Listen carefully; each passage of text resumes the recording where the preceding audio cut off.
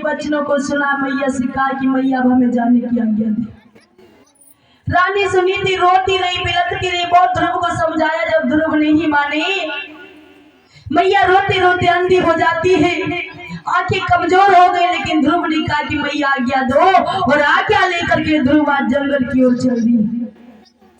5 वर्ष के थे ध्रुव जब वन में तपस्या करने के लिए चले।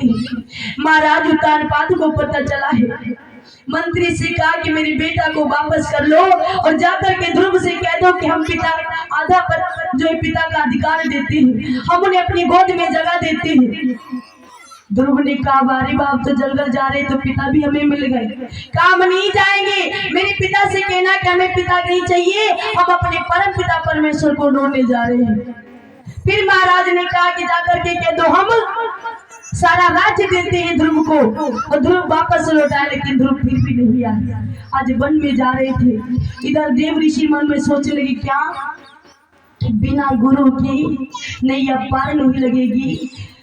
ध्रुव को परमात्मा की गोद प्राप्त नहीं होगी जब तक ध्रुव किसी गुरु का सहारा नहीं लेंगे, जब तक गुरु नहीं होंगे। ध्रुव ने एक महात्मा जो है देव ऋषि नारद ने एक महात्मा का वेश धारण किया, और जाकर के उसी जंगल से गुजरे जिस जंगल में ध्रुव भटक रहे थे। और जैसे ध्रुव को जाता हुआ देखा है, सामने से देव ऋषि नारद जी आ रहे थे। देव ऋषि नारद कहने लगे, अरे बालक, इस घने जंगल में क्या कर रहे हो? ध्रुव ने दोनों हाथ जोड़े, हे ऋषिवर, हे मुनिवर, मैं यहाँ अपने परम पिता परमेश्वर को ढूंढने आया हूँ, हमें बता दीजिए ना वो कहाँ मिलेंगे। नारद जी समझा करके बोले, वो ऐसे नहीं मिलते हैं। तुम्हारे गुरु कौन है? क्या गुरु मंत्र मिला है जो तुम चल दिए परम पिता परमेश्वर को ढूंढने? ध्रुव ने कहा, मेरा गुरु तो कोई नहीं है, मैं किसे गुरु बनाऊं? 5 वर्ष का बालक कितना चालाक ध्रुव ने देखा कि जंगल में हम कहाँ गुरु ढूंढेंगे। उसी समय दोनों हाथ को जोड़ा, जवाब दिया, अब आप ही हमारे गुरु बन जाइए। मैंने आपको अपना गुरु मान लिया, और आप हमें परम पिता परमेश्वर की सीढ़ी बता दीजिए। देव ऋषि नारद कहने लगे, अरे ध्रुव तो अभी से चालाक है, बड़े ही चतुर है।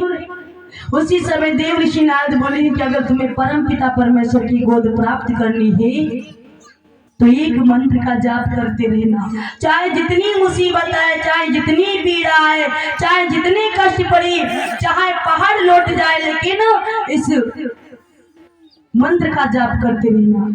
काय सुनो।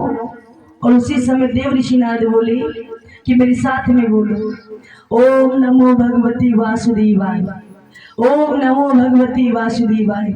इतना कह करके ध्रुव को मंत्र दिया, और ध्रुव ओम नमो भगवती वासुदेवाय का जाप करते हुए आगे की ओर बढ़े और जाकर के घने जंगल में समाधि लगा के कर बैठ गए। 5 वर्ष के पुत्र ध्रुव ने भगवान नारायण के चरणों में ध्यान लगाया और जाप करने लगी। याद रखना, इतनी घोर तपस्या की है कि इंद्रासन भी हिलने लगा, तीनों लोग हिलने लगे हैं, देवी देवता घबरा गए। और उसी समय याद रखना, इंद्रदेव ने हजारों अप्सराओं को भेजा, शेर बनकर के अप्सराएं गरजी हैं ध्रुव की तपस्या तोड़ने के लिए, लेकिन किसी ने भी ध्रुव की तपस्या न तोड़ी। तपस्या ना तोड़ी, ओम नमो भगवते का जो जाप करने लगे हैं। और उसी समय लक्ष्मी मैया कहने लगी, प्रभु अब देर मत करो, हमारे पुत्र को गोद में उठा लो। और प्रभु वहां से चल दिए।